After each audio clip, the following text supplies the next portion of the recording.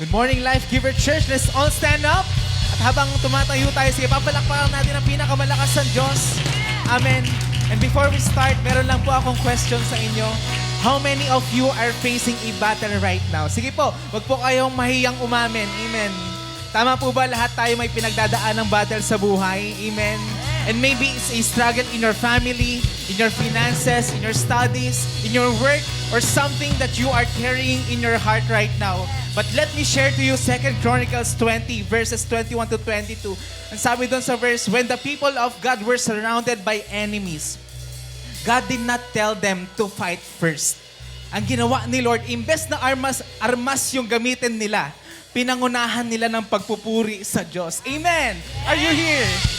And as they began to sing praise and worship, the Lord fought for them and defeated their enemies. Sige po, palakpakan natin ang pinakamalakas ng Diyos. And today, many of us are facing battles. You have problems, you have fears, you have disappointments, you have situations na hindi mo kontrolado. But I want to tell you that our role is to trust and worship Him. Amen! Just like the verse, sabi doon, victory began when God's people lifted their voices in praise. Hindi lahat ng laban kailangan ikaw ang magpanalo dahil may mga laban na kailangan mo lang isuko sa Diyos. Amen! Are you here? So as we sing this new song, let's surrender every battles to God and let's worship with confidence because the battle belongs to the Lord. Let's lift up our hands and sing this song. Hallelujah! Let's sing. So when I fight on my knees with my hands lifted up. Oh God, the battle belongs to you, and every fear I lay at your feet. I sing through the night. Oh God, the battle belongs. Come on, lift up your voices. So when I fight on my knees with my hands lifted high. Oh God, the battle belongs to you, and every fear I lay at your feet. I sing through the night. Oh God, the battle belongs to you. Hallelujah. Let's praise God all together. Clap your hands. Clap your hands like this. Come on, with a smile on your faces. As one family, we will declare this song. Hallelujah.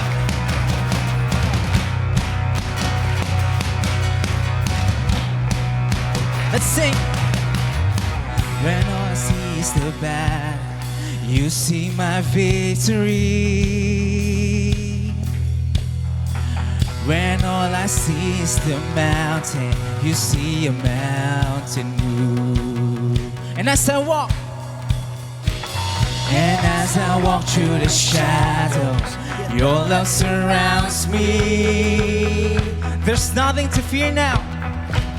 There's nothing to fear now, for I am safe with you. Lift up your voices and sing. So when I fight on my knees with my hands lifted high. Oh God, the battle belongs to you, and every fear I lay at your feet. I sing through the night. Oh God, the battle belongs to you. Come on, hand. Let's sing. And if you are for me, who can be against me? Yeah. For Jesus, there's nothing impossible for you. Lift up our voices. When all I see are the ashes, you see the beauty. Thank you, God. When all I see is the cross, how you see the empty tomb. So when I fight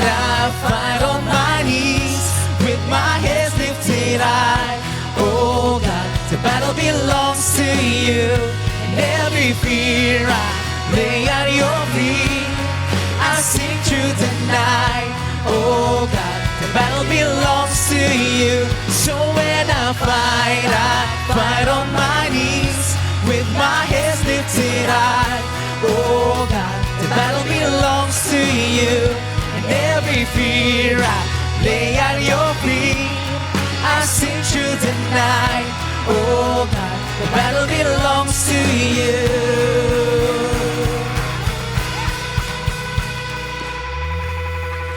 Almighty fortress, you go before us. Nothing can stand against the power of our God. You shine in the shadow, you win every battle. Nothing can stand against the power of our God. Almighty fortress, you go before us. Nothing can stand against the power of our God. You shine in the shadow, you win every battle. Nothing can stand against the power of our God. Almighty fortress, you go before us. Nothing can stand against the power of our God. You shine in the shadow, you win every battle. Nothing can stand against the power of our God. So when I fight on my knees with my hands lifted high. Oh God, the battle belongs to you. And every fear I lay at your feet. I sing through the night.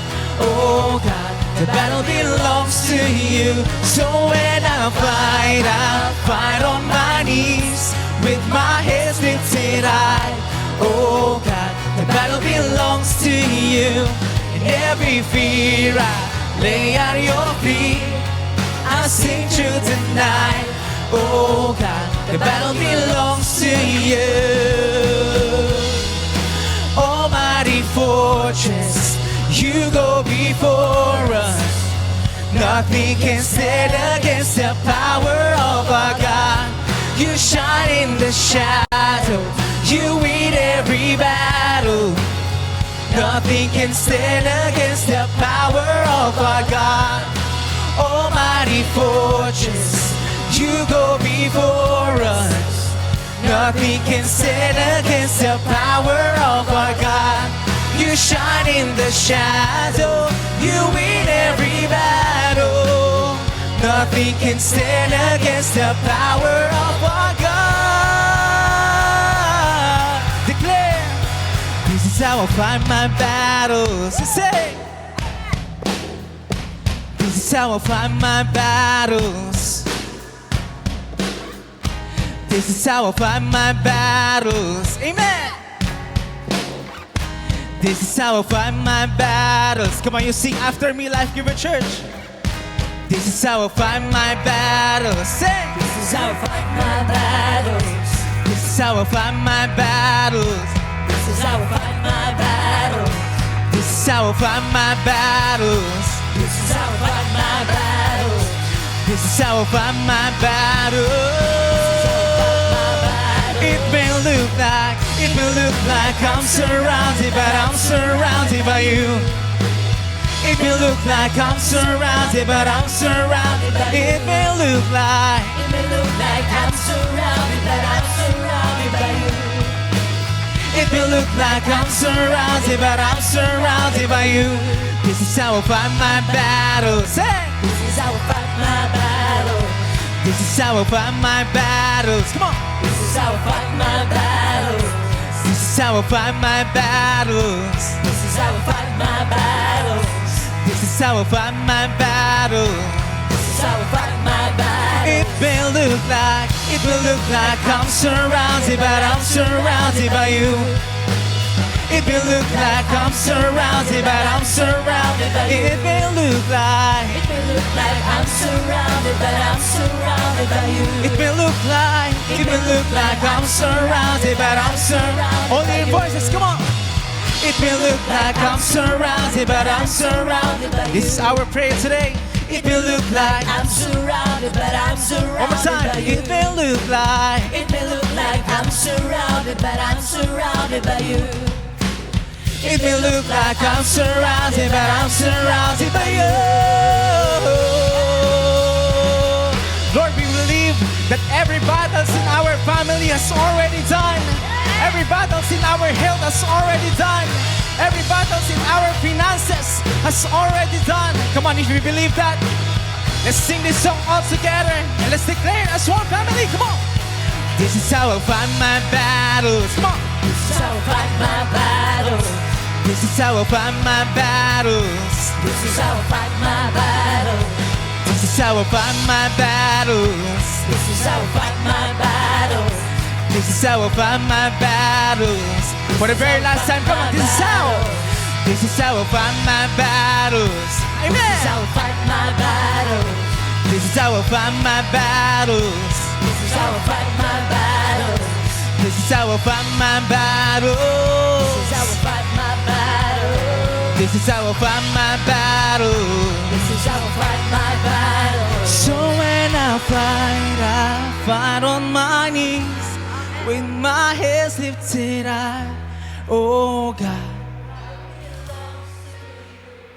And every fear I lay at your feet, I sing truth tonight, oh. For the very last time, all your voices. So when I fight,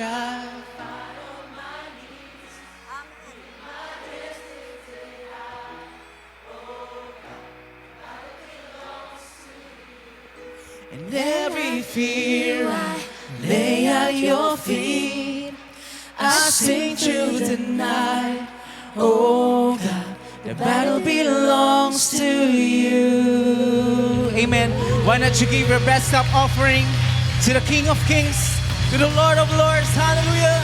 If you believe that all your battles are already done, come on, why not you give a shout, hallelujah. Hallelujah, Lord.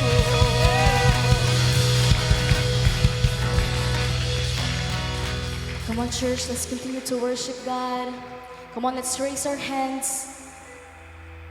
Come on, today, why not let us put our trust in Jesus?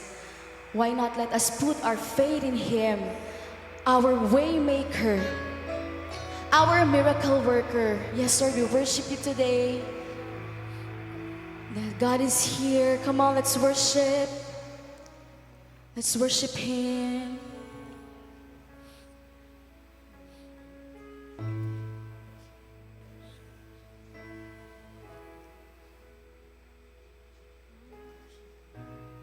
Oh, we worship you. Come on, let's worship.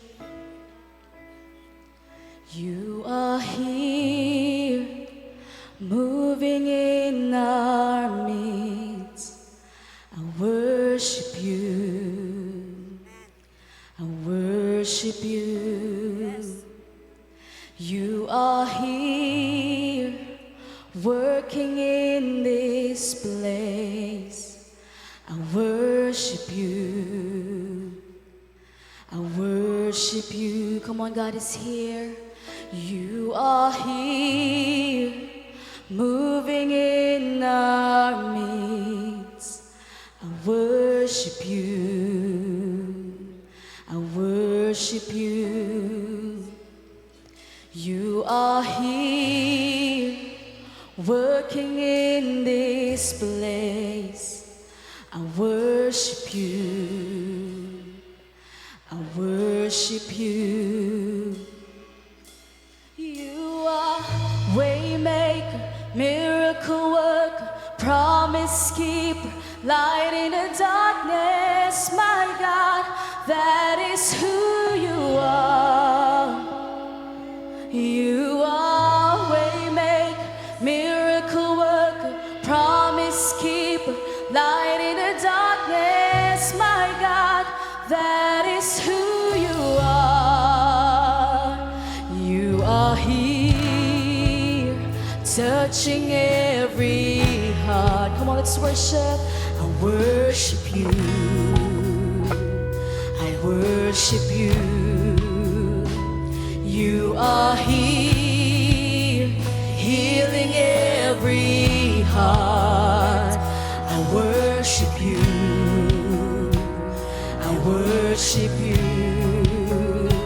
You are here, turning lives around.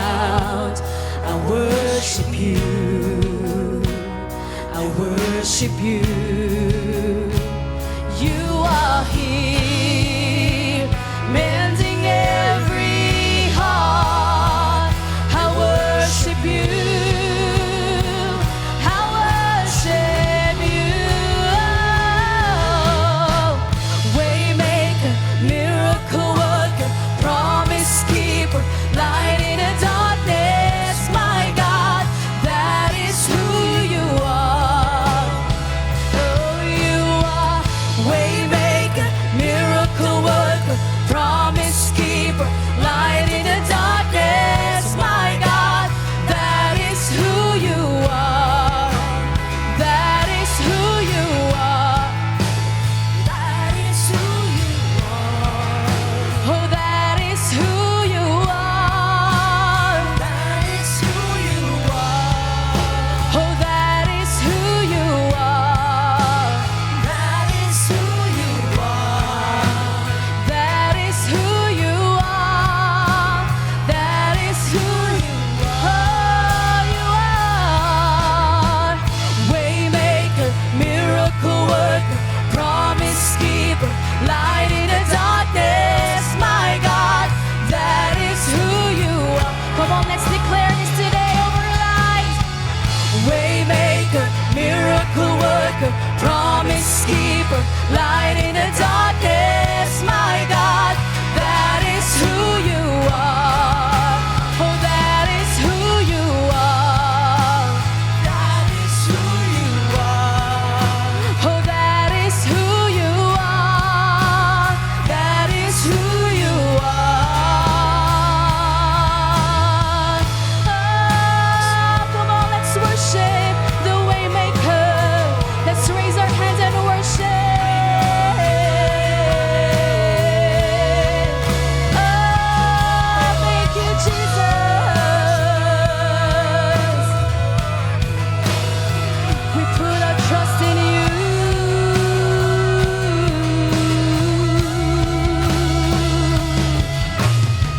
Come on, church. Let our worship silence the enemy today. Let our worship silence every lie, every voice that tries to make us believe that there is no hope, that there is no freedom. Come on, church, let's raise our hands. Let's fix our eyes on Jesus. And let's declare this. Come on. We walk by faith and not by sight. Come on, let's declare this today. Even when I don't see it, you're working. Even when I don't feel it, you're working. You never stop working. You never stop. Come on, let's declare it. Even when I don't see it, you're working. Even when I don't feel it, you're working. You never stop working. You never stop working. Even when I don't see it, you're working. Even when I don't feel it, you're working. You never stop working. You never stop. Even when I don't see it, you're working. Even when I don't feel it, you're working. You never stop working. You never stop working. Even when I don't see it, you're working. Even when I don't feel it, you're working. You never stop working. Oh, Jesus never stops. Even when I don't see it, you're working. Even when I don't feel it, you're working. You never stop working. You are waymaker, miracle worker, promise keeper, light in the darkness. My God, that is who you are. Jesus, waymaker, miracle worker, promise keeper, light in the darkness. My God, that is who you are. That is who you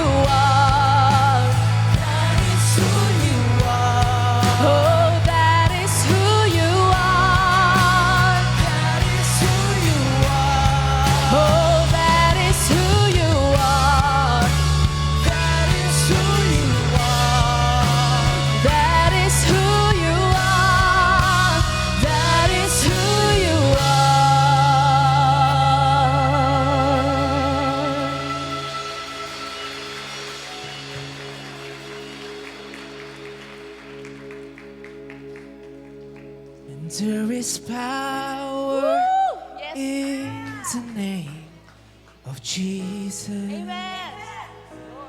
There is power in the name of Jesus. There is power in the name of Jesus to break every chain, break every chain, break every Come on, let's chain. sing this song all together.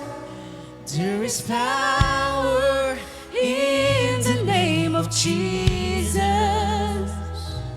There is power in the name of Jesus.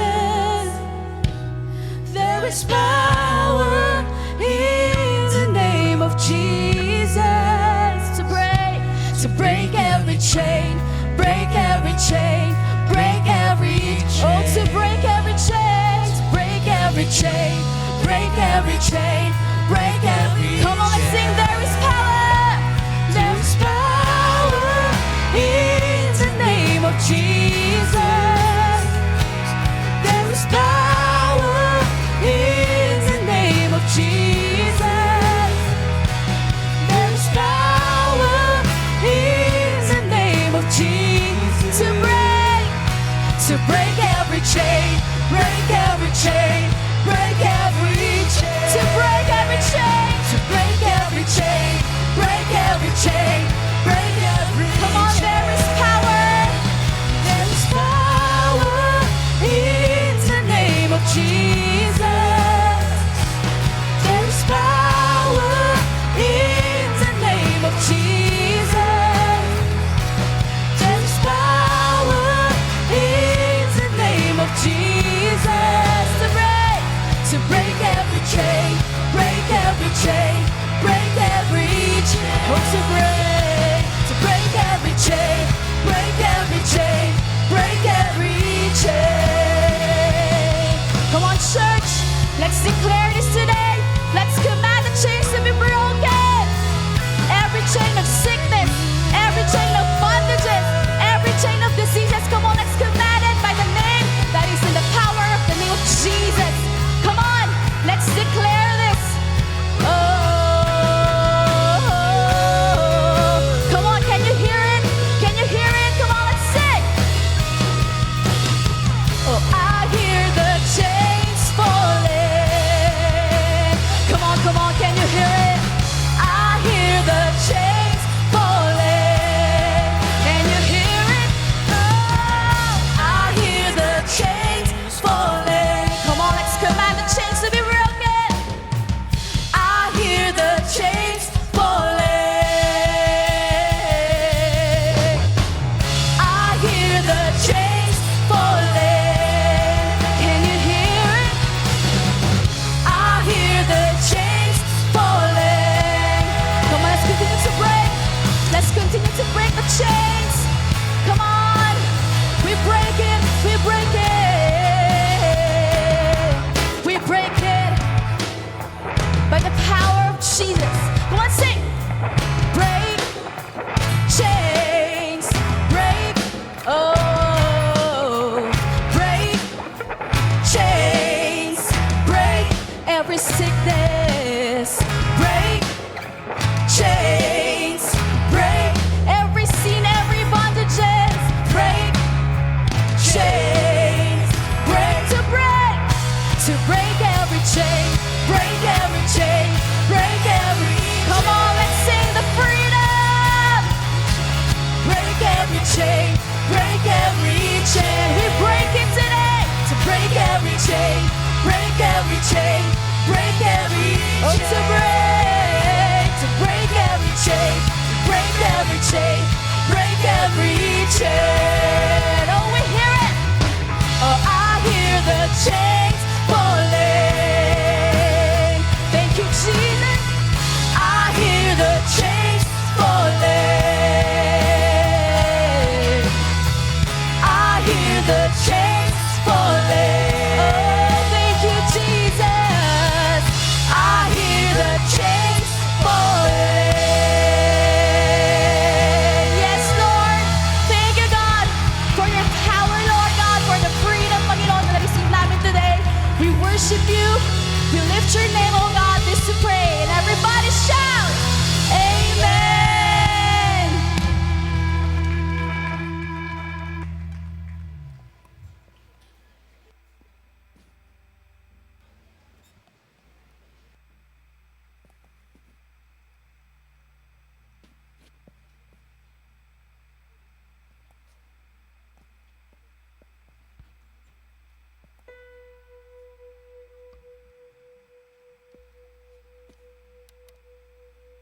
Hello, Life Giver family. Ako po si Marlon Antojado Jr. at ito po ang kwento ng kabutihan at pagbabago ng Diyos sa buhay ko. Lumaki ako sa isang relihiyosong pamilya, malalim ang debosyon namin at seryoso kami sa aming paniniwala. Ang mama ko ay faith healer at ang papa ko ay tricycle driver. Tatlo kaming magkakapatid at ako ang panganay. Halos isang kwarto sa bahay namin ay puno ng rebulto at bawat Sunday ay may gathering, dasal at mga taong pumupunta para magpahilot at humingi ng kagalingan. Bata pa lang ako, tinuturuan na akong manguna sa padasal at iba't ibang religious activities. Buong buhay ko, akala ko sapat na ang pagiging relihiyoso para maging katanggap-tanggap sa Diyos. Pero may isang katotohanan na tinuro ang Panginoon kalaunan. Pwede palang malapit ka sa relihiyon, pero malayo ka kay Jesus. Normal ang buhay, nakakapag-aral, nakakakain, at provided ang lahat. Pero noong 2005, nagkaroon kami ng matinding financial crisis. 12 years old pa lang ako noon, pero malinaw para sa akin kung paano unti-unting bumabagsak ang mundong akala ko matatag. Dumating ang malaking utang sa aming pamilya. May mga naniningil, nawawala ang mga gamit, at doon ako unang natakot. Pero ngayon, naintindihan ko na, minsan, hinahayaan ng Diyos na mabasag ang maling pundasyon para maitayo ang tunay. Ang akala naming katapusan, simula pa lang pala. Ginamit ng Diyos ang aming mga kamag-anak para ipakilala sa amin si Jesus Christ. Hindi lang isang miyembro ang binago, buong pamilya ang hinipo ng Diyos. Noong April 14, 2006, tinanggap ko si Jesus bilang Panginoon na tagapagligtas. Hanggang ngayon, nasa akin pa rin ang una kong Bible na napulot ko noon dahil wala pa akong pambili. Pero gaya ng marami, hindi naging perfect ang journey. Habang tumatagal, naging busy sa trabaho, pumasok ang compromises at unti-unting nawala ang prayer at devotion. Naging Zimbabwe ang Christianity ko. Simba, uwi. Present sa church, pero absent sa intimacy. Noong 2019, nagdesisyon akong lumipat sa Life Giver. Searching ako at sumagot ang Diyos. Naalala ko na may lumapit sa akin at inimbitahan ako sa life group. Doon ako nakatagpo na hindi lang bagong kaibigan, kundi bagong pamilya. Mga taong hindi lang sasama sa saya mo, kundi tutulungan kang lumago. At doon ko natutunan, hindi sapat na ligtas ka. Tinawag tayong maging disciple. Nag-start ulit ako, nag-life retreat, nag-VLC, nagpatuloy sa SOD. At doon ko mas nakilala ang puso ng Diyos. Hindi religion ang priority, relationship. Hindi attendance, transformation. Doon ko rin natutunan ang stewardship, generosity, tithes, offerings at first fruits. Noong 2022, unang beses kong in-apply ang first fruits. Honestly, nung una, natakot ako. Iniisip ko, paano ang bills, paano ang budget? Pero doon ko nakita ang faithfulness ni Lord. Kapag inuna mo si Lord, hindi ka niya pababayaan. Noong taong ding iyon, na-ospital si Papa at umabot sa mahigit 100,000 ang bill. Hindi namin alam saan kukunan. Pero kumamit ang Diyos. Ginamit niya ang Life Giver family, ang life group at maraming tao para ipadama ang kanyang pagmamahal. Pinagaling ni Lord si Papa, nabayaran ng bill at mas lumalim ang pananampalataya namin. Noong 2023, nagpakasal kami ng best friend ko na asawa ko na ngayon. 1 month of preparation, parang imposible. Pero kapag Diyos ang may hawak, walang imposible. At hindi lang yon, sinurprise kami ni Lord gamit ang aming life group. Binigyan kami ng wedding gift at doon namin mas nakita na kapag in-honor mo ang Diyos, marunong siyang magbigay ng higit sa inaasahan. Today, ginagamit kami ni Lord sa ministry, sa life group at patuloy pa rin lumalago sa grasya ni Lord. Natapos ko na rin po ang SOD at ngayon ay nag-aaral sa Kainos Bible College. I realized, hindi hinahanap ni Lord ang outward religiosity. Ang hinahanap niya ay ang tunay na relasyon.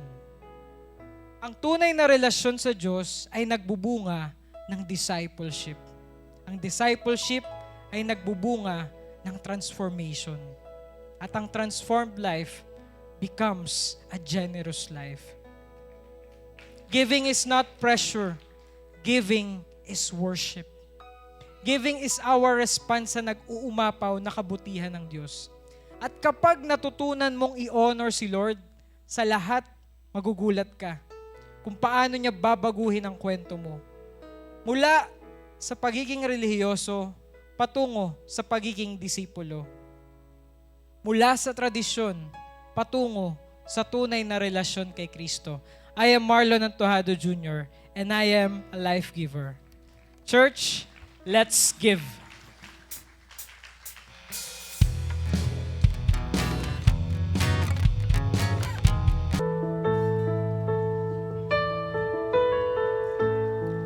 Sheltered me from harm, kept me warm, kept me warm.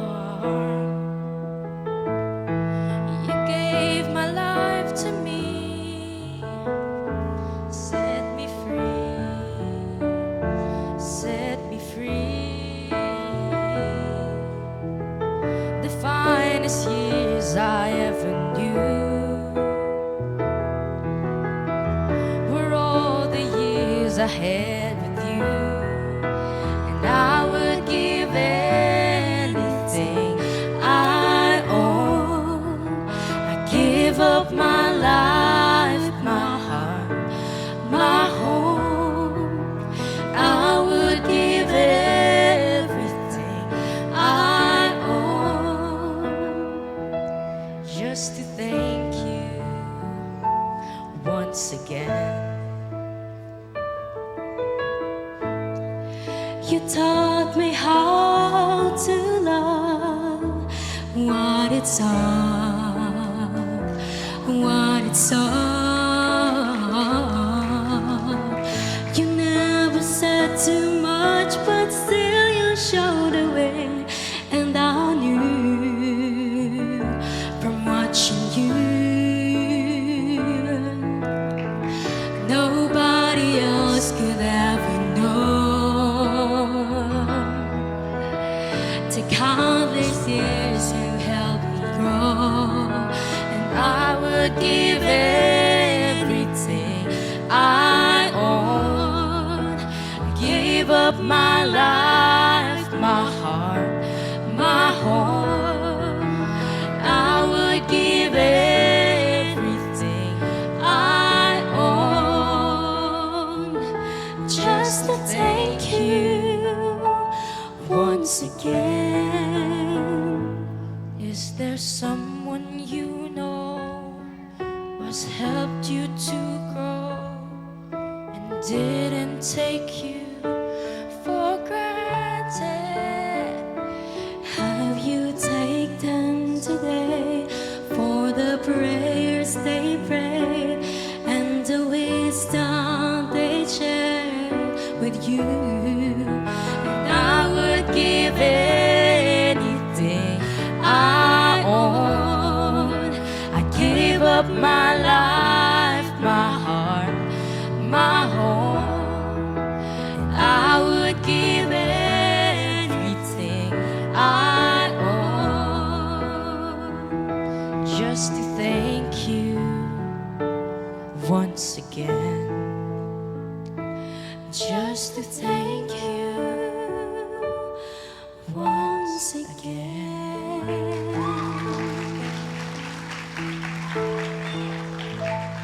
May I invite po all the tatay, papa, and daddy, and popsy to please stand up and receive an award, a small token for Father's Day.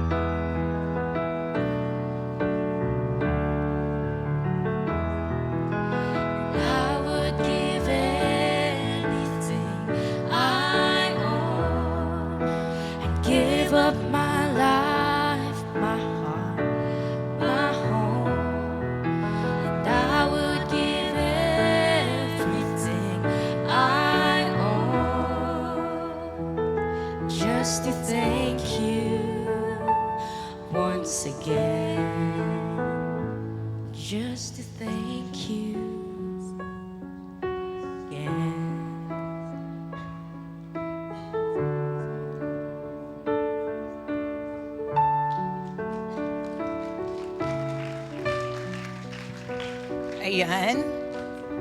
Pwede po bang ipag-pray po natin ang lahat ng ating mga tatay? Kung kayo po ay malapit sa ating mga mahal na tatay, sa ating itay, sa ating wobo, sa ating papa at sa ating daddy. Father, we thank you for the lives of our tatay, of our father, O God. We pray, Panginoon, na yung pananampalataya nila, O Lord, ay maging deep-rooted sa iyong salita. Lord, sa iyo lang sila magtitiwala, Panginoon. Ikaw, O God, ang maggagabay sa aming mga tatay.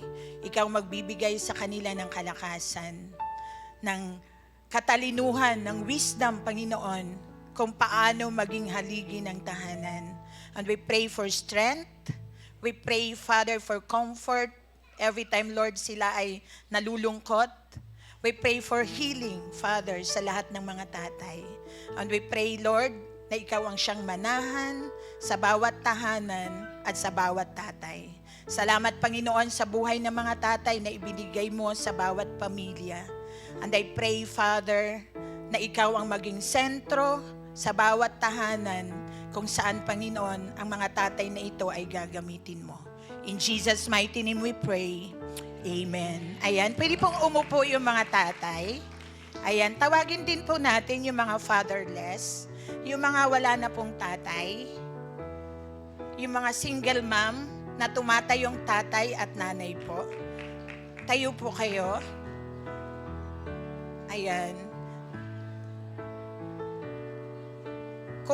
Sister Marge, ayan. Ayan, pag-pray din po natin sila. Let us lay our hands sa mga nanay na tumatayong tatay. Father, we pray for strength, O God. Patuloy, Lord, na bigyan mo sila ng kalakasan. We pray for wisdom, Lord, na sa bawat gagawin nila bilang tatay at nanay sa bawat tahanan, ay ikaw magbibigay, O Lord, ng wisdom, ng kalakasan. And I pray, Panginoon, sa iyo lang silang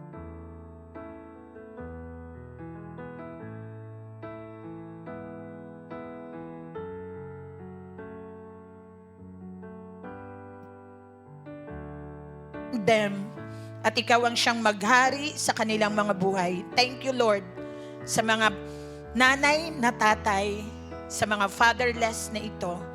Ikaw lang ang aming Diyos, ikaw lang ang tatay namin na kahit kailan hindi mo kami iiwan. We thank you, Lord, we honor you, we adore you. In Jesus' mighty name we pray. Amen. Ayan, thank you po. Ayan, so wag na po nating patagalin. Let's welcome po sa umagang ito ang magbibigay po ng word. No other than si Coach Doc Dex Balatbad. Hello, good morning. Alam niyo po, kaninang umaga, ka-chat ko si Bishop, no? Last minute instruction. Sabi niya, in behalf, no? Inaano niya sa akin na ako daw ay batiin kayo in behalf of him ng mga tatay ng Life Giver. Happy Father's Day. Palakpakan po natin ating mga tatay. Yan. At syempre, ang memory, ang muscle memory, ano po bang muscle memory ng mga Life Giver? Ay, naku, nalimutan na. Tatayo po tayo at babatiin hanggang 5 tao. Sige po, tayo po muna tayo. Bumati tayo. Iyan ang Life Giver. Grabe, nalimutan na. Natuturo lang ni Coach Dayan.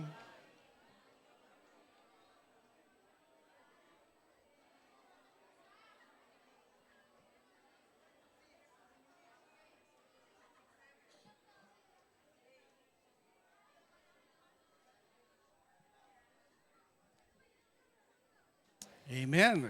Sige po, makakaupo na po tayo.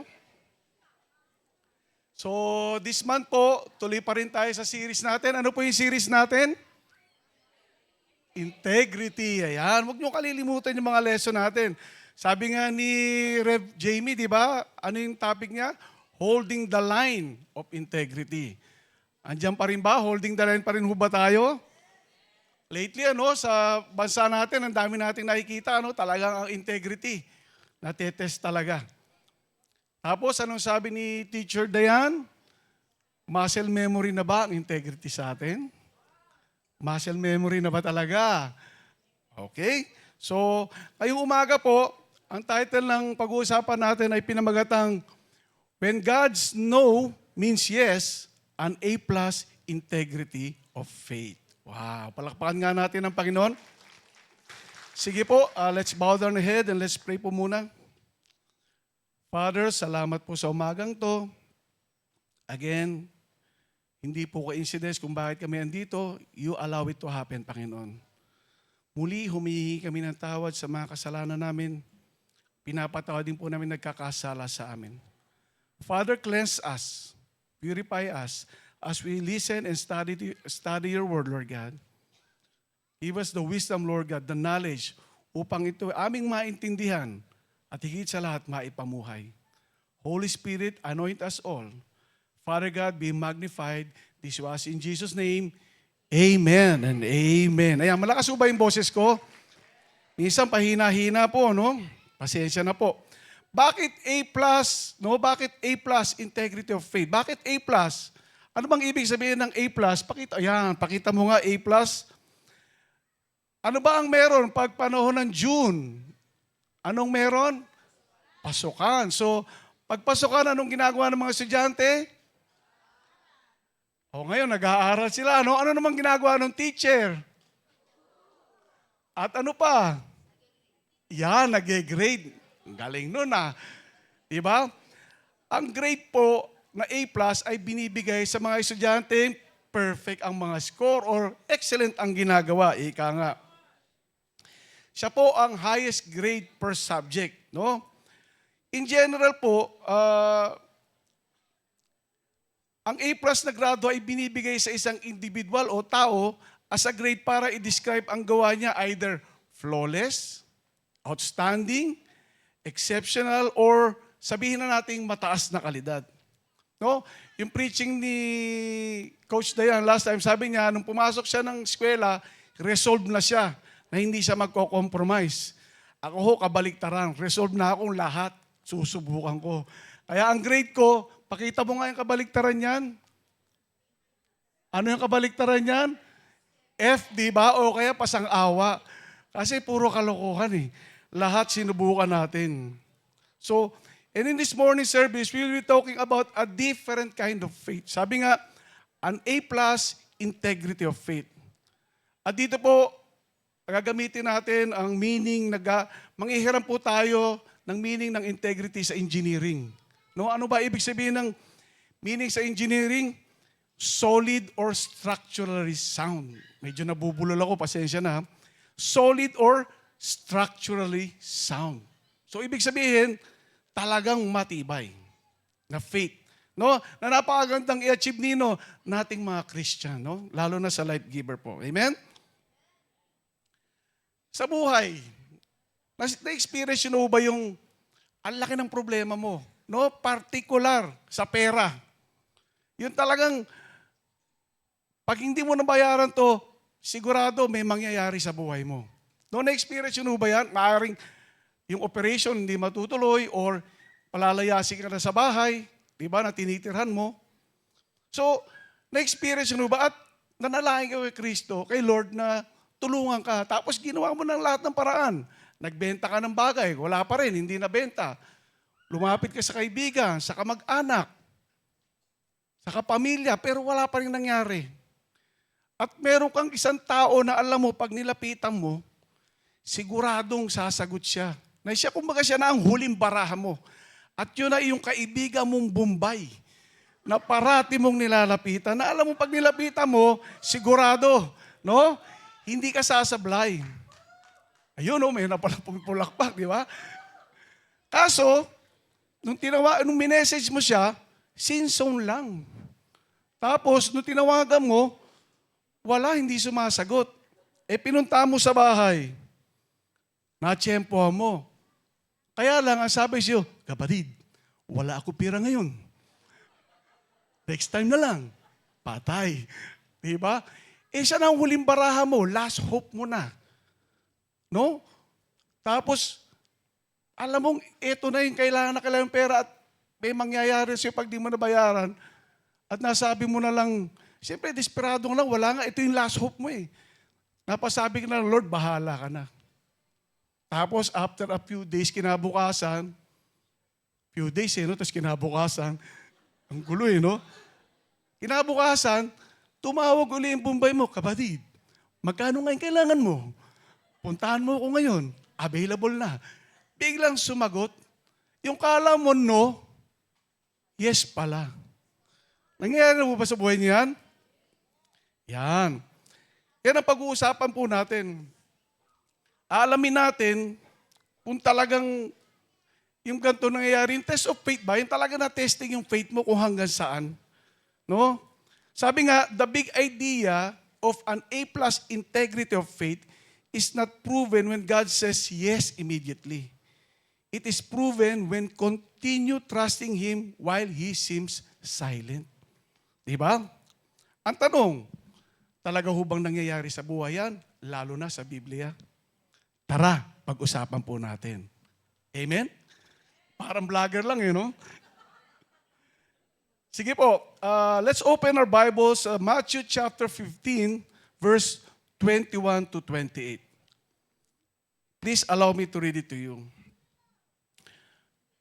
Leaving that place, Jesus withdrew to the region of Tyre and Sidon. A Canaanite woman from that vicinity came to him, crying out, Lord, Son of David, have mercy on me. My daughter is demon-possessed and suffering terribly. Jesus did not answer a word, so his disciple came to him and urged him, send her away, for she keeps crying out after us. He answered, I was sent only to the lost sheep of Israel. The woman came and knelt before him. Lord, help me, she said. Verse 26, he replied, it is not right to take the children's bread and toss it to the dogs. Verse 27, yes, it is, Lord, she said. Even the dogs eat the crumbs that fall from their master's table. Then Jesus said to her, woman, you have great faith. Your request is granted, and her daughter was healed at that moment. Palakpakan po natin ang salita ng Diyos. No, to give you a background, itong book na to ay sinulat po ni Mateo or si Matthew. Tama ba ang Tagalog ko? Si Matthew. No? Also known as Levi, a former tax collector. Alam naman natin, ang tax collector, napakataas ng integridad niya, napaka-honest, di ba? Mga tax collector. No? The story follows, ito nangyari po ito yung story ito, after makipag-balitaktakan ni Kristo sa mga Pariseo sa Galilee. At ito po ay nangyari din bago siya magpakain ng multitudes. At ito rin po, to give you a background, is the first time Christ went out to Jerusalem to preach the gospel. It also po ang turning point kung saan pinakita dito ni Kristo ang kaligtasan ay para sa lahat. No? Kabaliktaran sa iniisip ng mga Hudyo sa misahe nila. Sabi sa Matthew 15 verse 21 to 22, leaving that place, Jesus withdrew to the region of Tyre and Sidon. Saan daw siya pumunta? Tyre and Sidon. A Canaanite woman from that vicinity came to him crying out, Lord, Son of David, have mercy on me. My daughter is demon-possessed and suffering terribly. May lumapit daw na Canaanite woman kay Kristo na mayroong demon-possessed na anak. Analyze po natin ang sitwasyon ng text. Galing si Kristo sa region ng Gennesaret, particularly the northwest shore of Sea of Galilee. Pakita mo nga yung video, yung photo, no? Ayan. Pag sinabing northwest, yung taas ng Galilee, ito yung kulay green, tapos bandang west. So, ibig sabihin kung saan nagsa-sunset. Ngayon, pumunta daw sila sa Phoenicia. Ang Phoenicia po, andun ang Tyre at Sidon. Ang Tyre at Sidon ay isang old port na kung saan nagkakaroon ng trade and business. Importante ito sa mga Hudyo. Kasi dito ang commerce and trade, kaya madami kang makikitang Jews na nakatira dito. At doon po pumunta si na Kristo. Ang Phoenicia po ay, sa panahon mo natin yung tawag sa kanila ay Lebanon. Yan. Kaya nga, makikita mo pa yan.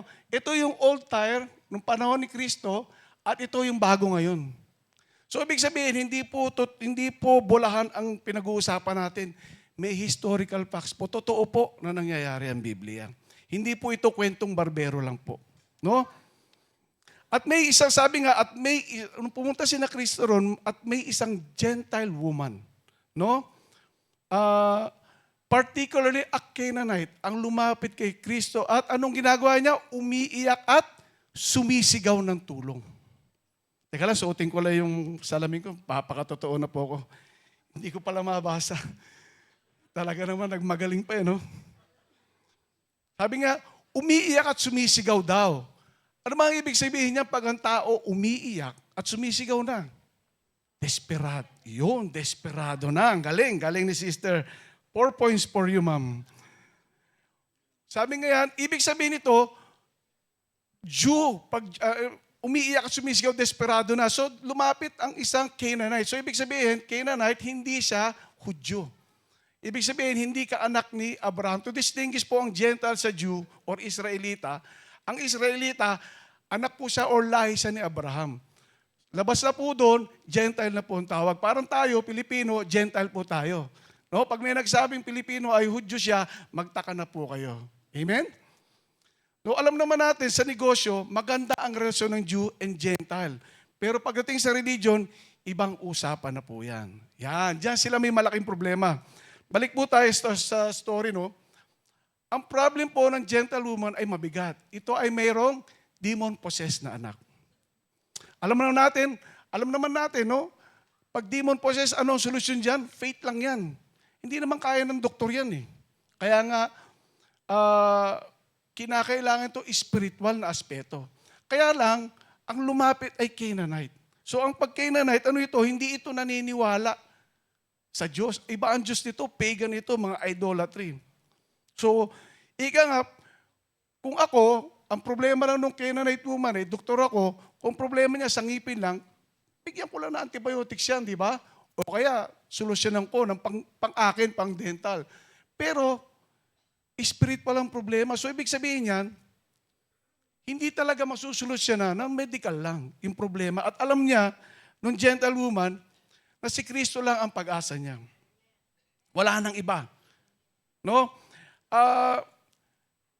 Kaso nga, di believer, no? Kung iisipin mo, yung kaso ni girl, hindi po siya believer, so hindi talaga kayang solusyonan ng kahit anong aspeto ng medical.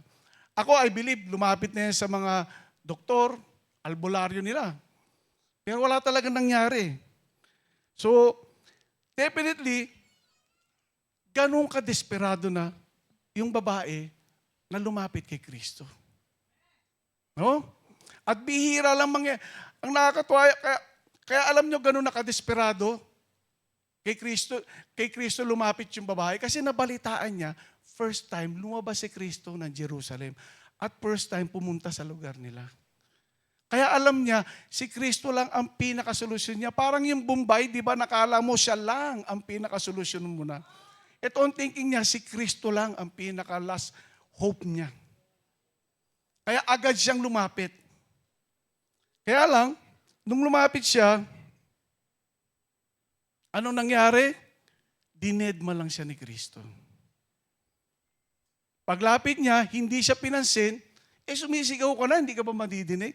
Umiiyak ka, hindi ka ba madidinig? Parang imposible, di ba? At ang nakakalungkot pa, yung mga disipulos, tinataboy siya.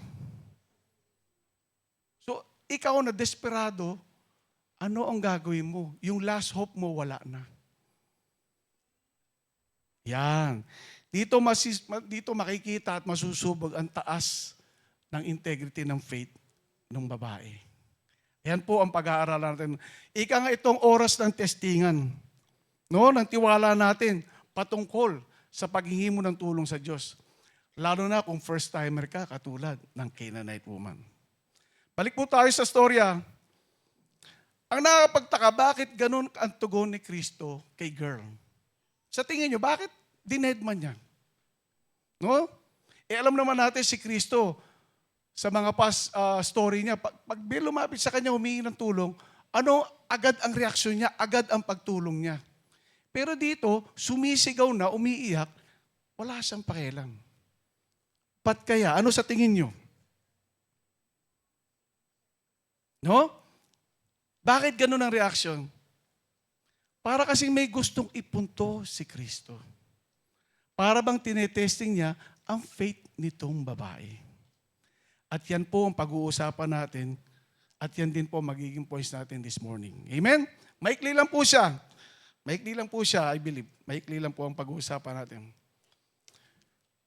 First point, ang question po natin, what are the reactions of Jesus to the Gentile woman asking for help? Yan po magiging question natin. Ano ang reaksyon ni Jesus sa Gentile woman asking for help? No? Pwede ba tawagin ko na lang girl? No, yung Gentile woman. Kasi ang haba, nabubulol ako, lalo na pag natutuyan ako. Kinakabahan pa ako dahil ang gwagwapo at ang gaganda ng mga kaharap ko. Buti lang, nainom ko na yung pang-high blood ko. Kaya mga ka-maintenance na rin kayo. What are the reactions of Jesus to the Gentile woman asking for help? No? Kaya lang, naalala ko nga pala, lumabas sa Facebook ko, na ako rin pala nag-preach last year ng Father's Day. No, nakakatawa nga eh. Pero ang example ko ron ay tatay talaga. Pero this time, ay example natin ay isang nanay na magandang tularan ang magiging, pag nakita natin yung story niya, na magandang tularan ng mga tatay ng life giver. Amen po ba? Okay. Sige, first point. Silipin po natin. First reaction ni Christ, divine silence. Oh. Tahimik lang si Lord sa panalangin mo. Sabi sa Matthew chapter 15, verse 23, Jesus did not answer a word. So his disciple came to him and urged him, send her away, for she keeps crying out after us. Walang sagot si Kristo sa babae. Deadma lang. Kahit nagsisigaw na yun, di ba? Imposible hindi niya madinig yun, di ba? Sumisigaw na eh. Kaya lang si Kristo, diretso lang. No? Sabay sinabayan pa siya ng mga disipulos na palayasin na siya. No? Palayasin mo na yan kasi naiirita kami. Bakit ganun ang reaction? Very harsh yung reaction ng mga disipulos, di ba? At bakit ba't mukhang sadyang di pinakikinggan ni Kristo? Ang babae, si girl. Question. Pag tahimik si Lord sa panalangin mo, ika nga, walang sagot. Ano ang gagawin mo? Yan. Tapos samahan pa ng udyok ng ibang tao sa paligid mo. No? Na sinasabing, lalo udyok ng demonyo na sinasabing, tumigil ka na ng kakadasal at di sasagot yan. Nararamdaman nyo na ba yung ganyan? Yung ilang araw ka nang nananalangin pero wala pa din sagot si Lord. Tapos habang tumatagal, nadadagdagan pa lalo ang problema mo.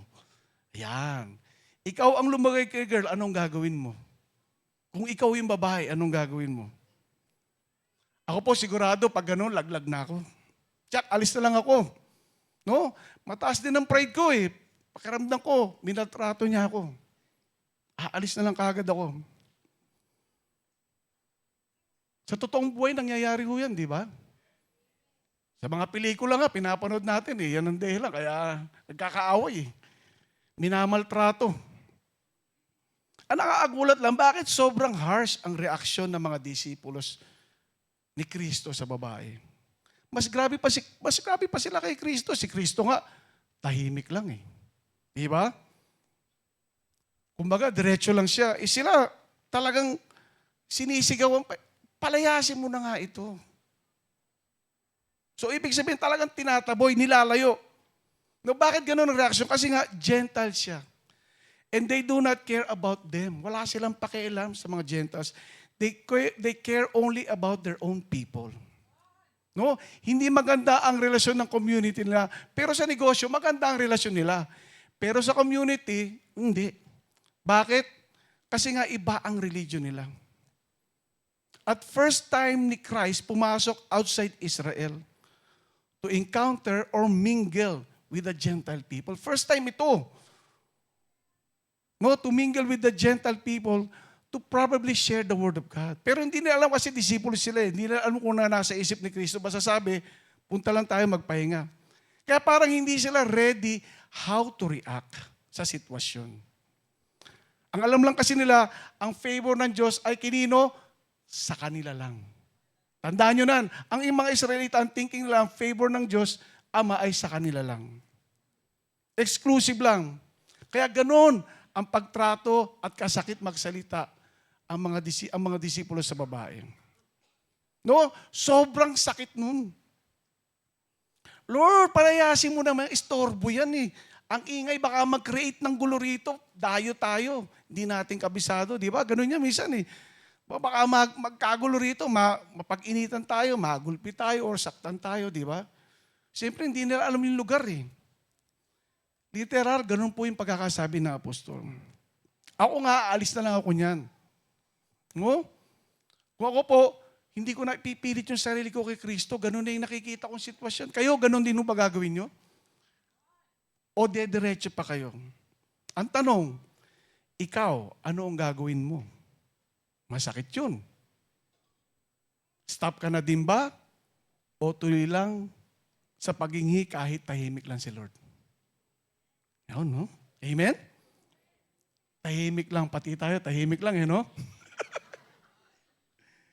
Tuloy po tayo sa kwento, which lead us to the second reaction of Christ sa Gentile woman kay girl.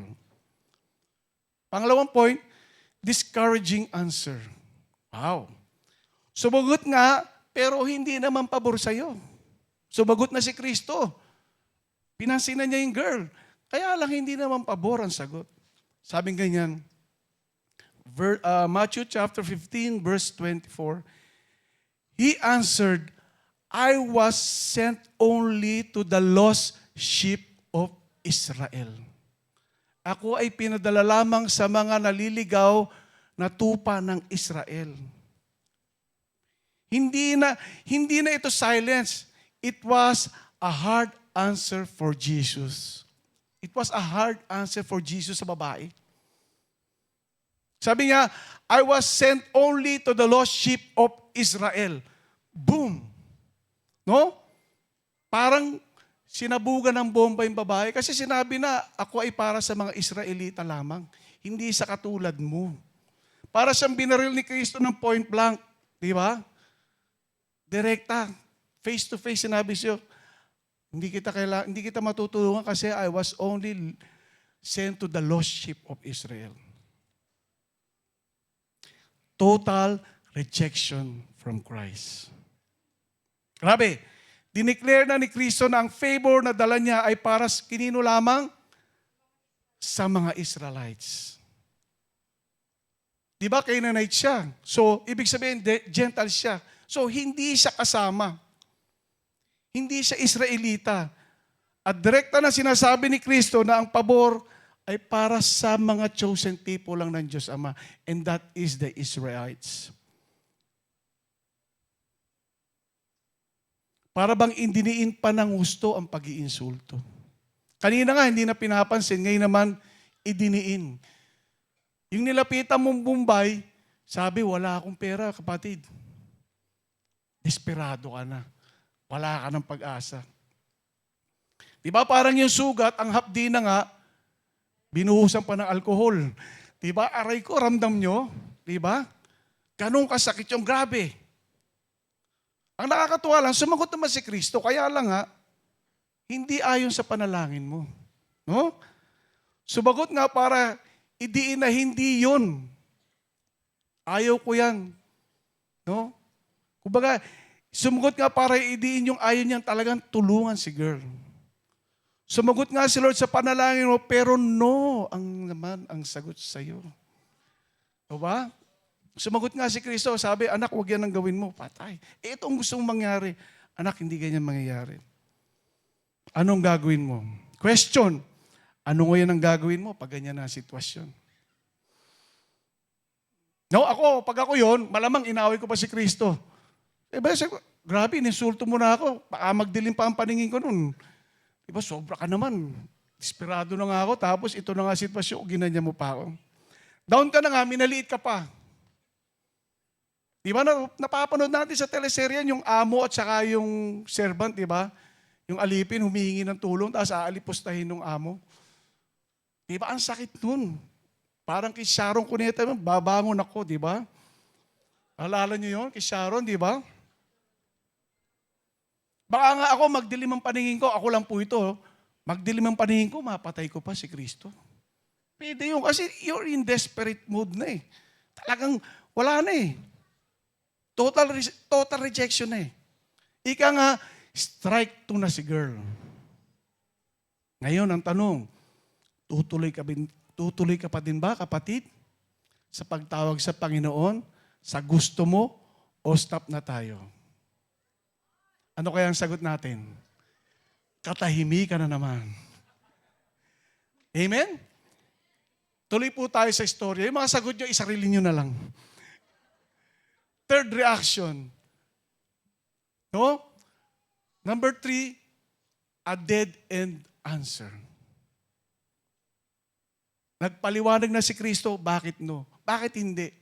Ang galing, ano? Sinabi para sa mga Israelita, tapos nag-explain pa si Kristo. Talagang kulang na lang sampaling ka. Sabi nga sa Matthew chapter 5, verse 25 to 26, the woman came and knelt before him. Lord, help me, she said. He replied, it is not right to take the children's bread and toss it to the dogs. Lumapit ang babae, nagmakaawa at lumuhod sa paanan ni Kristo. Dahil ganun na siya kadesperado, lumapit na siya, hindi siya nagpapigil sa mga disipulos. Lumapit siya at lumuhod sa harap ni Kristo at nagsabing, tulungan siya. Kaya lang, anong sabi ni Kristo? It is not right to take the children's bread and toss it to the dogs. Hindi daw karapat-dapat itapon ang tinapay para sa mga anak, sa mga aso. Gumamit na si Kristo ng metaphor. Dini ni Kristo, ano ang tinapay? It symbolizes the favor or yung tulong. The Israelites, yung children. At yung aso, yung Gentile woman. Grabe, talagang dinescribe siya as a dog. Alam niyo ba yung culture nila nung araw? No? Pag sinabing dogs, nung panahon nila, madumi. Parati yan, nakadikit yan sa filthy or dirty. Or mababa. Bakit? Kasi yung mga aso, sila'y kumakain ng basura. Kumakain ng patay na hayop. No? At higit sila patay na tao. Ganun sila kadumi nung panahon nila. At kahit naman ngayon, di ba? Ako naalala ko, may alagang aso yung kapatid ko. Naasar ako, umuwi. Parati may dalang diaper na gamit. Di ba? Tapos nakita ko pa yung isang aso niya, kumakain din ng pupo niya. Inilabas, may kinakain. Ba't ganun? Di ba ganun kadumi ang aso? Pero ngayon, iba na po, di ba? Ang aso ay parang kapamilya na. Mas palalayasin nga ang tatay kaysa sa aso. Ako naramdaman ko na yan. Nagkasakit ang aso namin, ang mahal lang naggastos yung pandemic, anak, papayain na natin aso, ikaw umalis. Huwag natin pabayaan, di ba? Sabi ko nga, paluin na yan, huwag naman. Kasi nung araw, di ba ganon? Sinurito mga 80s, 90s na mga di ba? Pag may aso, di ba, may sakit, hindi naman dinadala sa veterinary yan eh. Ang term dyan, paluin na yan. Di ba? Ang pangit, pero ganon eh. Nagalit yung mga anak ko, ikaw ang lumayas. Bandang huli, gumastos ako ng 14,000 ata yun overnight sa isang aso, pandemic, di ba? Iba na. Tapos yung aso, hinahalik-halikan na, di ba? Uy, papahalik ka, sa pisngi sa mukha. Sabi ko, anak, huwag kayong ganyan kasi, di ba tinidilaan niya yung petnyamis niya, di ba? Yung organ niya. Tapos hahalik sa'yo. Parang, anak, huwag naman. Teka lang, ba't ba tayo napunta ron? Yak na yun ah. Teka lang. Kasi aso eh. Hindi, kino-compare ko lang kung ano yung description sa babae. Talagang mababa na, pinaba ni Kristo. Parang wala ka ng kwenta. Ganun yun. Ika nga, uwi na. Tapos ng usapan, tapos ng boxing, knockout ka na nun, di ba? Ay, alis ka na lang. Kaya yun ang mabigat eh. Pero, kung akong tatanungin, no, sa akin po, ako rin aalis na nun. Kaya lang nakakatuwa sa gentlewoman, hindi siya umalis eh. No? Ang tanong ko rin, bakit sinabi ito ni Kristo in metaphor? No? Bakit niya sinabi in metaphor dun sa babae, yung pagiging aso, yung ganun? Kasi kasama niya mga apostol. At ang thinking ng mga ito ay Di ba nga, Hudyo sila, kanila lang ang pabor. No? Which is still the present thinking ng mga hindi pa naboborn again ng mga Israelita. Ang tawag diyan, mga Zionists nga ang tawag sa kanila eh. Ika nga, sarado ang isip niyan. Sila lang ang anak ng Diyos. Ika nga, playing the right cards lang si Kristo. Dahil papakita niya na ang favor ng Diyos ay para sa lahat, Gentile or Jew. Amen? But He is doing it cautiously to prevent any argument or confusion with the disciples. Kasi first time ito eh. So ayaw niya magkagulo siya.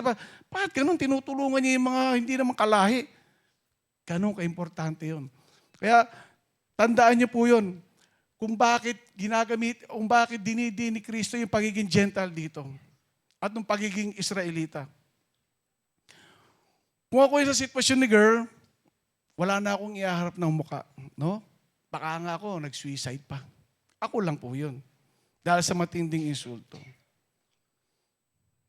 Pero, ito maganda. Tignan po natin ang sagot ni Gentile woman sa lahat ng pagdadaw ni Kristo. Sa lahat ng rejection na ginawa sa kanya ng Panginoon. Basahin po natin, Matthew chapter 15 verse 27. Sabi nga nung girl, "Yes, it is Lord," she said. "Even the dogs eat the crumbs that fall from their master's table." Grabe, wow! Yes, ang sagot ng girl, kasi daw, yung mumo or crumbs ay pinapayagang kainin ng master. The best answer to God's testing of faith. Bakit? Kitang-kita ang tamang puso ng Gentile woman. No? Yes, ang sagot ng babae kay Kristo dahil lawful daw yun. She was smart and witty in answering back to the Lord. No? Alam niya sumagot ng tama sa Diyos. No, parang beauty pageant contest lang, di ba? Kung sumagot si girl, naiintindihan niya ang sinasabi at ginagamit na symbolism ni Christ.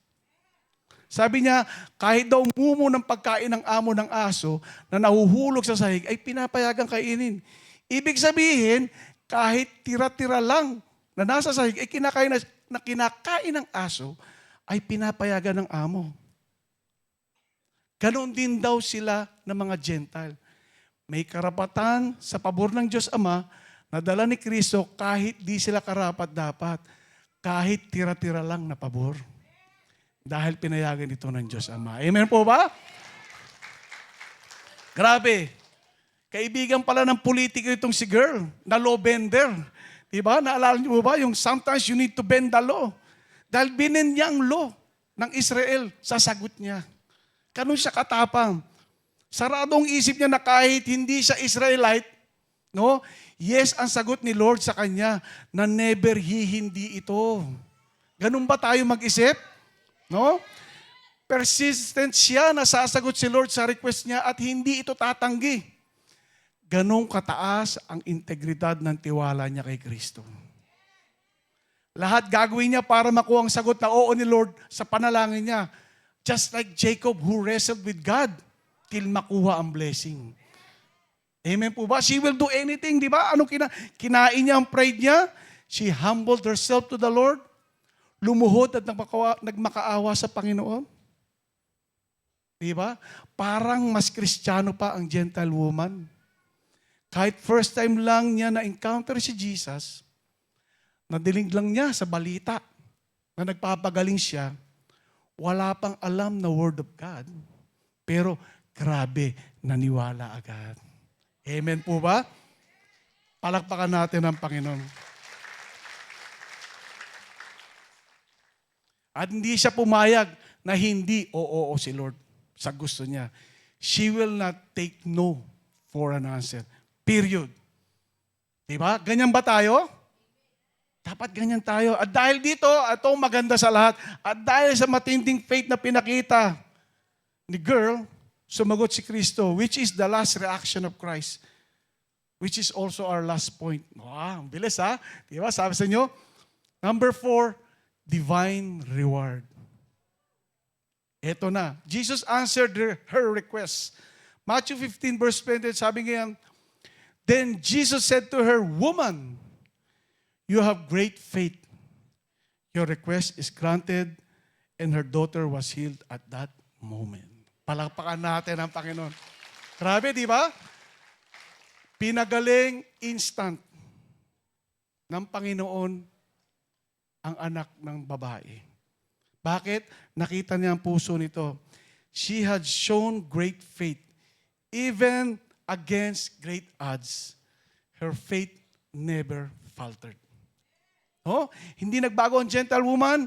Ang taas ng integrity ng faith niya. Solid, no? Ika nga, A+ ang grade. Sobrang taas. Excellent, exceptional, perfect, structurally sound ang faith ni girl. Amen? At dahil dyan, first time ibinigay sa Gentile ang blessing ng pabor ng Ama na dapat ay sa Israelita lamang. Amen? Palakpakan nga natin ang Panginoon. Instant healing sa demon possession at siguradong buhay na walang hanggan sa pamilya in spite of being a Gentile. Mga kapatid, tayo yun. Di ba? The miracle, no? The miracle is not just that God eventually say yes. The greater miracle is that our faith remains even while God is silent. Wow. This also marks the new era in Christianity because Christ is declaring salvation is now open to us Gentiles. Kaya nga ito tayo ngayon, no? Nakikinig tayo ng salita, may kaligtasan tayo because of that situation. Because of that woman na nagpakita ng A+ integrity. Palakpakan natin ang Panginoon. Kaya napansin nyo, walang pangalan, Gentile woman lang sinabi ni Matthew, kasi tayo po yun. It symbolizes all Gentile. Wala siyang name na specific na binigay. Kasi pwede naman nilang malaman nyo kasi after gumaling nun, piyado, nakakwentuhan nila yung babae, nakasama nila. Pero hindi.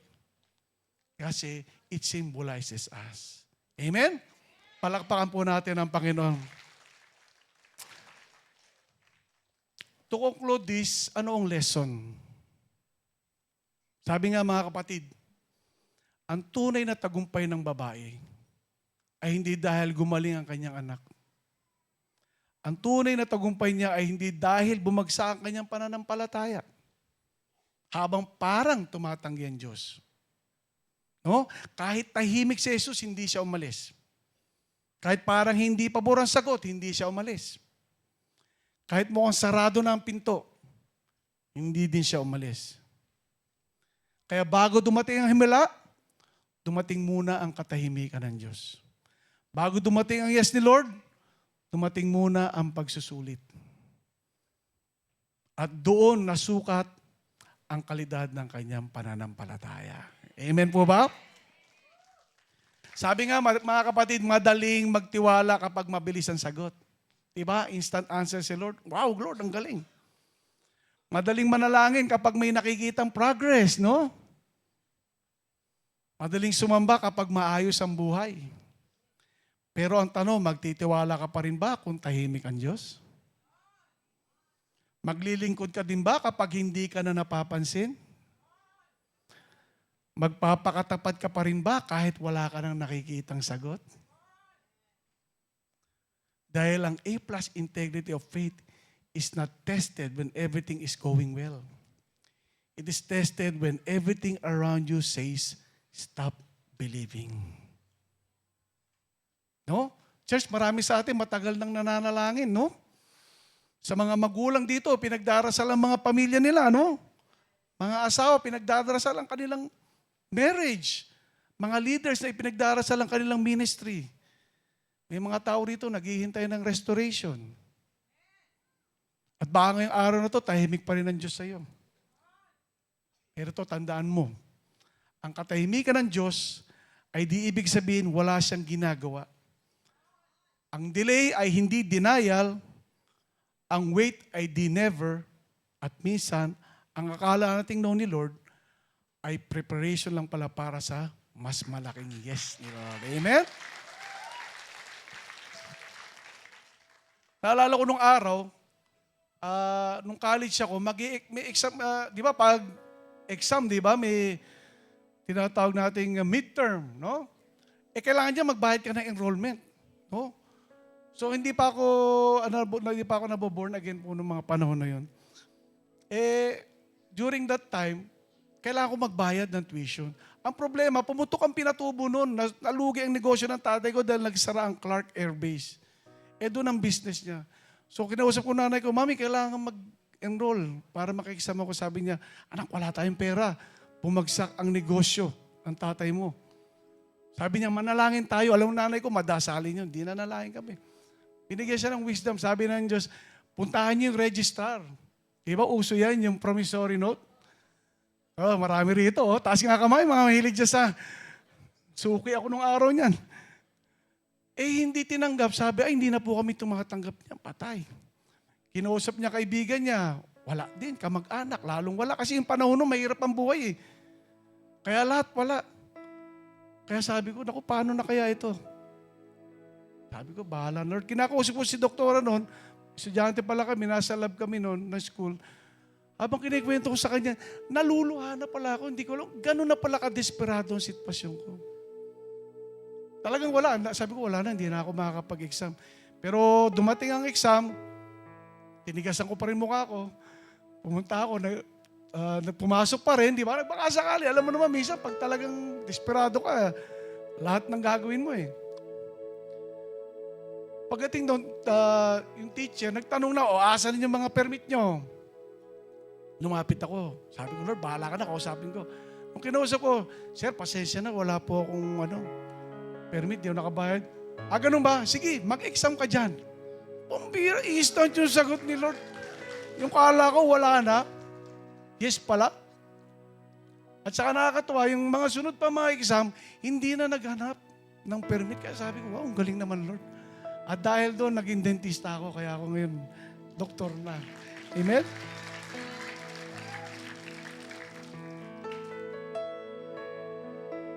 Yung akala mo, no, pero yes pala ang sagot ni Lord.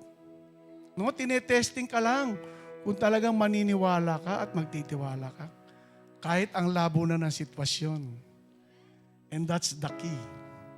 Yan po ang susi. At dahil sa nangyari yun, it led me to talagang isik pa si Lord hanggang sa ma-born again ako. No? At isang Gentile na hindi deserving na katulad ko ay binigyan ng Diyos ng buhay na walang hanggan. Di ba? That is the miracle of the Canaanite woman.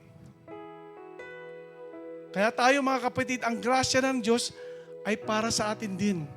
Kahit hindi tayo Israelita o lahi ni Abraham. Ang kailangan lang po natin ay maniwala ng lubos dahil yun ang kaloob ng Diyos. Amen? Palakpakan nga natin ang Panginoon.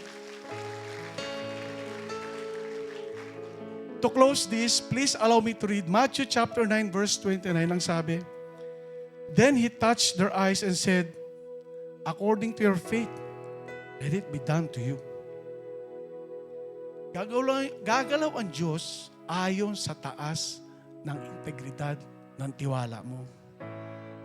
Sabi nga, those who leave everything in God's hands will eventually see God's hand in everything. Amen? Palakpakan natin ang Panginoon. Tatayo po tayo at mananalangin. Sige po, let's stand up and we will pray. Maganda, kantayin po natin yung kaninang Waymaker. Yes, ang ganda nung song na yon. Bago tayo mag-pray, let's listen to the song, meditate on it as we listen to it.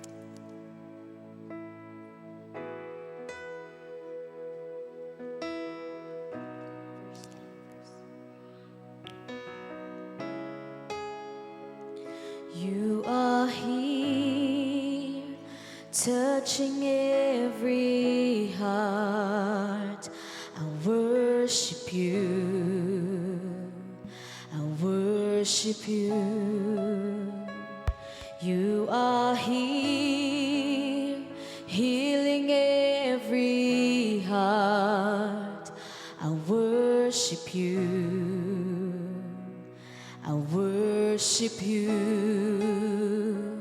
You are here, turning lives around.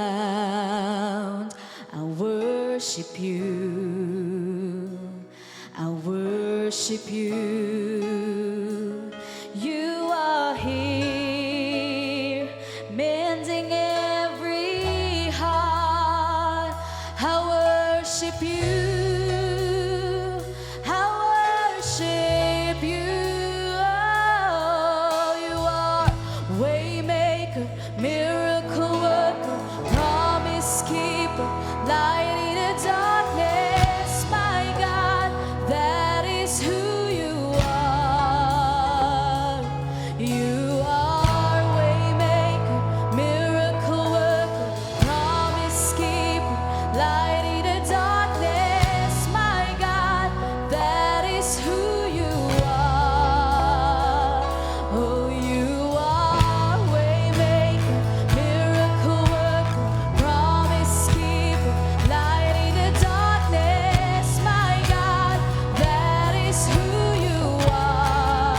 Oh, you are waymaker, miracle worker, promise keeper, light in the darkness. My God, that is who you are.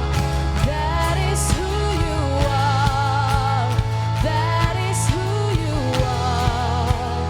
That is who you are. That is who you are.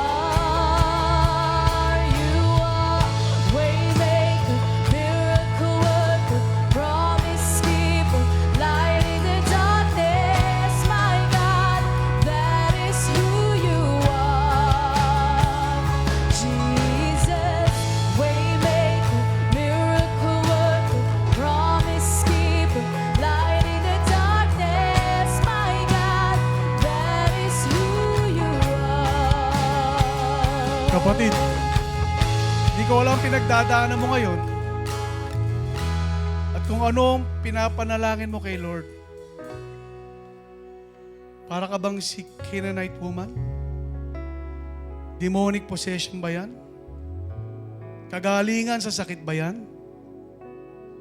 Financial breakthrough ba yan? Negosyo ba yan na gusto mong buksan o nalulugi na? Trabaho ba yan? Tungkol ba sa pamilya yan? Tungkol ba sa relasyon yan sa asawa mo? Kapatid mo? Kamag-anak mo? Kaibigan mo? Ka-churchmate mo? Tungkol ba sa calling mo yan? Kapatid, pagod ka na ba? Matagal ka nang nananalangin? Paulit-ulit ka nang umiiyak sa Panginoon? At parang wala pa rin nangyayari. At kung magiging tapat ka, medyo napapagod ka nang maghintay. Pero ngayong umaga, ang mensahe ng Diyos para sa iyo ay simple lang. Anak, huwag kang bumitaw. Hindi pa tapos ang kwento. Hindi pa ito ang huling chapter. Hindi pa ito ang final answer. Magtiwala ka pa rin. Lumapit ka pa rin. Manalangin ka pa rin. Sumamba ka pa rin. Dahil ang parehong Diyos na sumagot sa babaeng Kananaiya ay siya pa rin ang Diyos na pinaglilingkuran natin ngayon.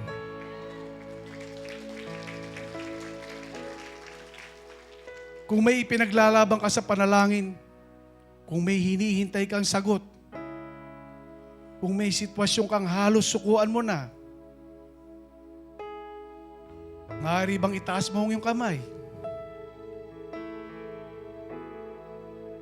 Bilang tanda ng iyong pananampalataya.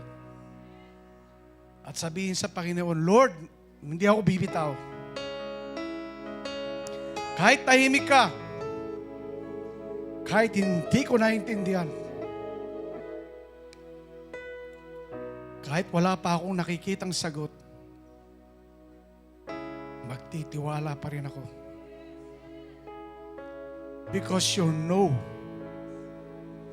may be actually preparing me for your yes. Lord, patawad po kung ako ay pinanghihinaan or nagdududa. This time, I'm promising,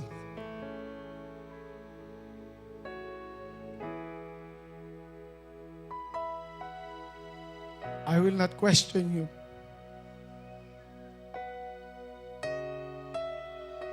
Kundi ibibigay ang buong tiwala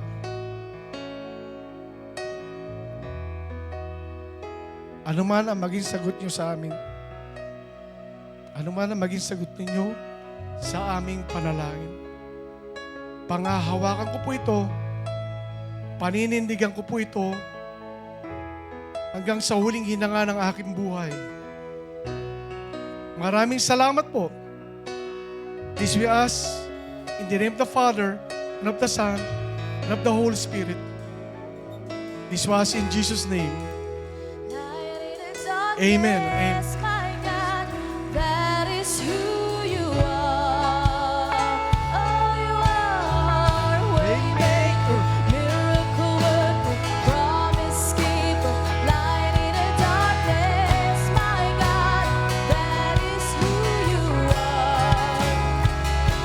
You are Waymaker, miracle worker, promise keeper, light in the darkness. My God, that is who you are.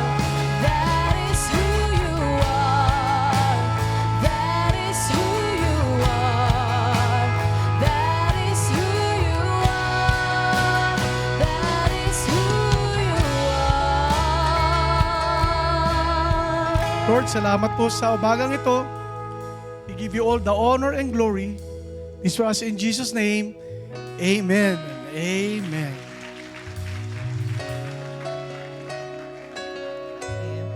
Magandang umaga po mga Gentile people, just like me. Okay lang ho bang segundahan ko yung testimony ng asawa ko kung paano ho niya ang tawag din, enroll. I mean, of course, hanging po midterms po nun. Tama po siya. Nasa laboratory kami noon. Tapos sabi niya, mukhang hindi na ako makakapagpatuloy ng pag-aaral. Magkaklase po pala kami during our college years. Nagsasalita siya pero tumutulo yung luha niya. Pero tingin niyo, bumagsak ba sa kalangitan? Mula sa kalangitan yung pera. That time, that was 1992, if I remember it right. 3,500 lang po ang tuition during that time ng dentistry. I don't know kung magkano na ngayon, anak. Pero alam niyo ano nangyari? I just want to commend also some of our friends. God is truly good. He is a waymaker and a promise keeper. There were friends during our college years na talagang ako na ho ang lumapit doon sa mga kaibigan ko. Kasi estudyante rin po ako. Average lang ang family ko. That time, hindi ko pa dinideclare na may boyfriend ako sa mga magulang ko, and that was him na nga. Pero saan ako kukuha ng pera para tulungan siya? And then I asked most of our friends na may mga well-off po. Nagkapal po ako ng mukha, sabi ko, if you are truly a friend, sabi kong ganon, hindi pa ho kami believer that time. Can you just help this? And God is so good. 2,500 po yung kulang niya just to take the midterms. And it was provided for ng mga kaibigan namin. Idol, ang tawag namin sa kanila, Angel, si Doc Rocky. You were the lifesaver during that time. Rocky Dex, you were a big help. Thank you.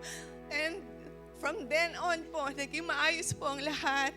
And God is so good. We were all Gentiles. Alam ko po, if you have one way or another, at the back of your mind, you have something to take home. At napakasarap pong pakiramdam na being a gentlewoman, being not considerately, hindi ho tayo dapat binigyan ng tulong kung tutuusin. But God is a promise God. He's a God who promises. Kung kayo ay may mga unanswered prayer up to now, ako may unanswered prayer pa rin ako mula 10 years old ako. Now I'm 54, pero I'm still longing for that answer. Mga tatay, you have a family na alam ko you represent bilang tatay. You have the more that you need the integrity to survive ang inyong family, you still have that unanswered prayer, God is telling you right now, pwedeng stop, other people say stop believing, but God is telling you, anak, the big yes is coming. Wait for it. Wow, thank you, Lord. And alam niyo po, napakabait ng Panginoon. We have new friends ngayong umagang ito. We have 4 new friends. Can I ask po, all of you, na tumayo po. Wow, meron po dito sa harap. Sister, yan, meron pa po. 4 po sila. Sa taas. Thank you very much. Sa mga malapit po sa inyo, can you just extend the hand? And lahat po tayo dito, can we just say, welcome. 1, 2, 3, go. Welcome to Life Giver Family. Kami hindi nakaabot sa inyo ng kamay. Let us pray this prayer for you. Lord Almighty, salamat sa aming 4 na bagong kaibigan, Panginoon. You have brought them here for a reason. And that is for them to learn what integrity is. Tulungan mo po ang Life Giver Family para tulungan po sila to guide them and to guard them sa lakarin ng kanilang spirituality, Lord. This is not, I hope and I pray na hindi po ito ang kanilang first time. From this day on, Panginoon, they will allow Life Giver to journey with them. Salamat po sa buhay nila. Ingatan sila, Panginoon. In Jesus' name we pray. Amen and amen. Thank you and welcome again. Meron po tayong mga Connect team. Can you just join them po? At mamaya i-join po ako sa inyo. Thank you so much. And okay, benediction. Tatayo po tayo lahat for our benediction. Salamat sa aking better half na palakpakan naman natin ang aking asawa, no? Nagdrama din. Sige po, taas ang ating kamay. May the Lord richly bless you and your children. May He keep you from falling and make you stand unblemished. May His grace work in you. May His face shine on you. May His abundance flow throughout your lifetime. With enjoyment, good health, soul prosper. May you have life to the fullest. Receive this from Jesus Christ, when fellowship ends, abundant life begins. Thank you very much. Thank you very much, brethren. Go and sin no more.